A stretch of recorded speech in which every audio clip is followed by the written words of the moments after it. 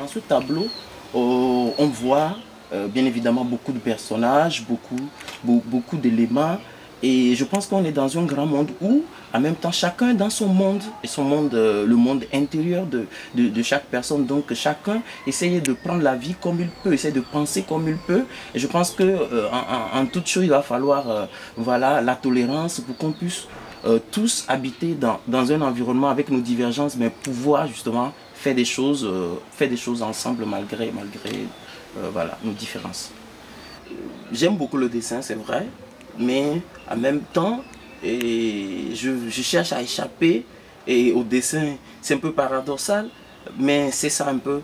Je ne suis pas forcément dans la représentation parfaite de l'humain dans son espace ou dans un espace donné, mais voilà, c'est des traits, c'est des silhouettes, je donne juste un coup d'envoi où je laisse ouvert une fenêtre pour que les gens puissent justement imaginer le reste, pour que ça ait une dimension, ou tout simplement pour que ça ait une profondeur, voilà, au lieu d'être dans la représentation intégrale des choses. Donc finalement je pense aussi que mon travail c'est un trait d'union entre l'abstrait et le réalisme.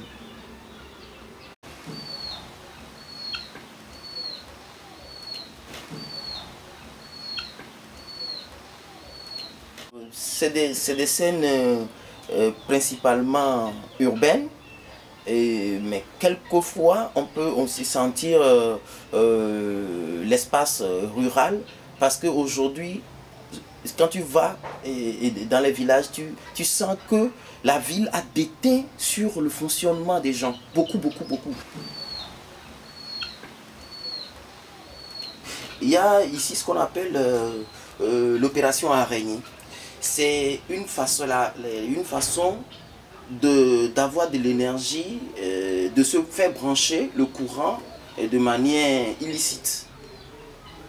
Et araignée parce que les fils s'entremêlent et ça crée souvent voilà, une image pas possible aussi du point de vue précaire. Voilà, c'est les fils qui se mélangent, voilà, qui sont tissés comme ça, parce que les gens essaient de tirer le courant de part et d'autre sur le voisin tire sur l'autre, ainsi de suite.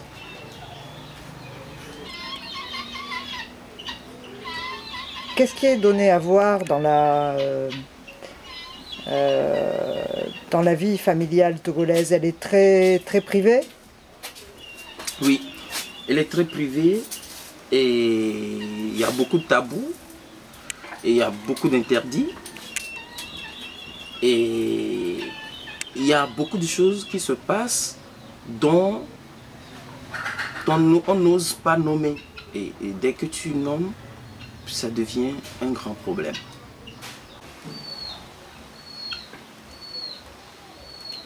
On sent quand même que ce regard a envie de découvrir, a envie d'être vrai, a envie d'être honnête, mais au même moment, il est empêché, voilà, par ce qu'on lui a inculqué, la vie dans cet environnement donné, et qu'à un moment donné, il va falloir voilà, dépasser les choses, se surpasser, pour pouvoir se libérer de tout ça.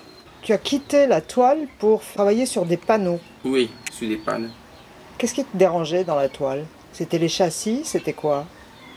Bon, déjà la toile, disons qu'elle est traditionnelle. On a toujours utilisé la toile, beaucoup plus. Quelqu'un qui veut commencer la peinture, commence par la toile parce que c'est ça qui est accessible ici et ainsi de suite. Donc on n'ose pas forcément aller sur d'autres matières. Moi j'ai essayé plein d'autres matières. J'ai travaillé avec la visseline qui est une matière que les couturiers ou les couturières utilisent pour doubler les chemises parce que ça fuse, c'est léger.